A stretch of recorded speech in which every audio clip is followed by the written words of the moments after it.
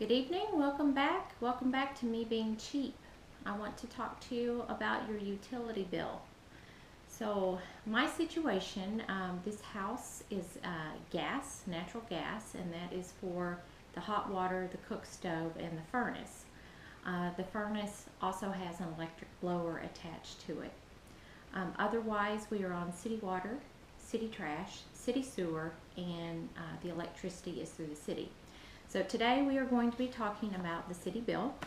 I have a whole stack of them, and if you've been in a certain property for years at a time, you can learn how things go for your particular living situation.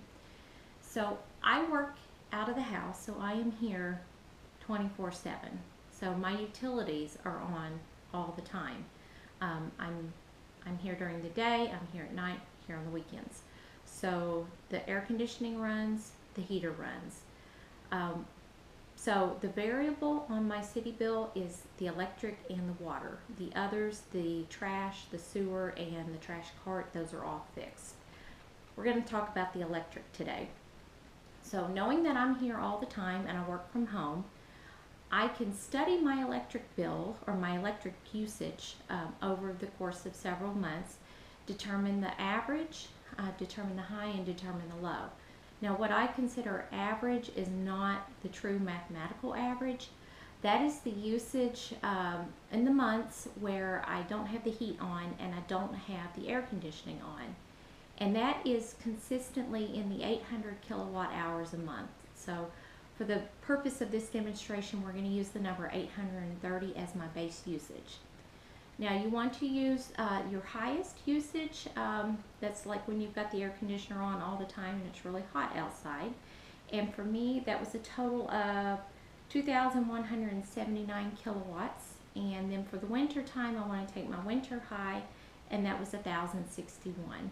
So using those numbers along with the base amount of 830, we can learn a couple things. First of all, we can learn how many kilowatts is it taking to run the air conditioner, and how many kilowatts is it taking to run the blower on the heater.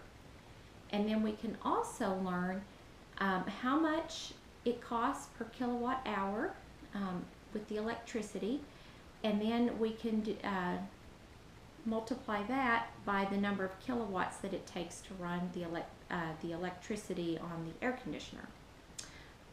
I'll spit it out sometime tonight. It's been a long day. So, using that information, here's my handy dandy whiteboard. Study your bills month over month. Find your baseline, which is no heat, no air. For me, we're going to use the number 830 kilowatt hours. Find your highs for the summer and for the winter. And then for me, the cost per kilowatt hour, you need to divide all the charges associated with the usage of your electricity. We have two, that's another story. But also make sure that you subtract out any meter fees or hookup fees. And when I did that, I determined that right now I'm paying about 12.5 cents per kilowatt hour. Now, I take my high number, which is the 2,179. I subtract 830. That means that it is costing me, or it is taking 1,349 kilowatt hours to run my air conditioner. And we know that it costs 12.5 cents per kilowatt hour. So that works out to be $168.63 for the month, or $5.62 per day. That's based on a 30-day billing cycle. Or if we take this number and divide it by 24, we get 23.4 cents to run the air conditioner each hour. So that's about a quarter an hour. Doesn't seem like much, but if you have that air conditioner on all day, it adds up. Now for the heat, that we get the number 231 because we took the high for the winter, which is 1,061. That's when the heater was running all the time. And then we subtracted the 830. That leaves us 231. We're going to multiply that by 12.5 cents. And that means it cost us $28.87 to run the blower on the furnace during the winter. or 96 cents a day, or 4 cents an hour, which that's pretty negligible. So what I recommend if you're interested in saving money on your utilities is that you find your happy place with yourself and find your happy place with your family.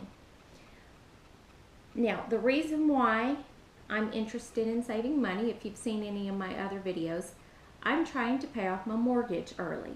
And I'm trying to come up with an extra $700 a month. So this is one way, if I don't use my air conditioner as much, I could potentially save $168.63.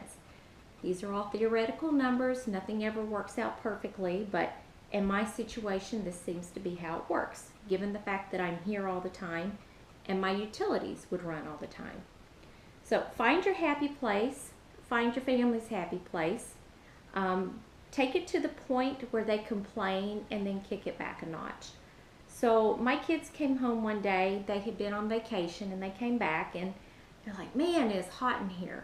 Well, I noticed it was above 78 degrees and I think it was probably about 80 in the house, which for me that is okay, but once it gets about 83, I can't stand it because I'm sweating.